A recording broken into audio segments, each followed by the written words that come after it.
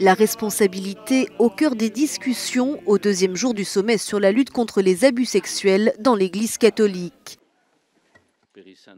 Un sommet inédit qui s'est ouvert ce jeudi au Vatican au terme d'une année à nouveau marquée par les affaires de pédophilie, notamment en France. L'Église ne vit pas dans une bulle coupée du monde, isolée, qu'elle aurait créée. L'Église vit dans le monde et avec le monde. Ceux qui se rendent coupables d'un comportement criminel sont à juste titre responsables devant l'autorité civile.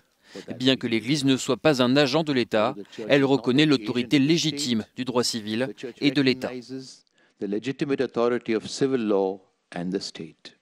La veille, les 190 participants ont écouté des témoignages de victimes. L'objectif, réveiller les consciences. Aucun évêque ne peut se dire « ce problème d'abus dans l'Église ne me concerne pas, parce que là où je me trouve, les choses seraient différentes. C'est juste un problème aux États-Unis, en Europe ou en Australie. » Ceci, mes frères et sœurs, n'est tout simplement pas vrai. J'ose dire qu'il y a des cas dans le monde entier, y compris en Asie, en Afrique, mais même si nous sommes sincères, nous sommes tous collectivement responsables. L'Église catholique dit vouloir remettre en cause ses agissements passés.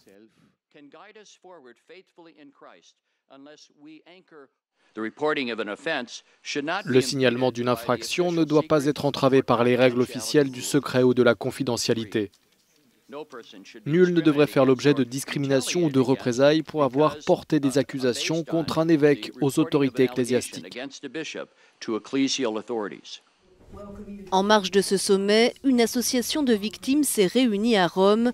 Selon cette femme qui a quitté les ordres, les abus commis par des religieuses et dont elle a fait l'objet restent encore une zone d'ombre. Une grande attention est accordée aux abus infligés aux religieuses par le clergé.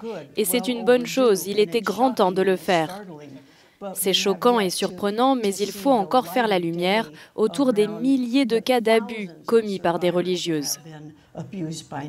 Ce sont en effet des milliers de victimes qui seraient à déplorer selon cette association qui demande des comptes depuis 17 ans aux autorités ecclésiastiques dans les affaires d'abus commis par des religieuses, mais sans jamais avoir obtenu de réponse satisfaisante.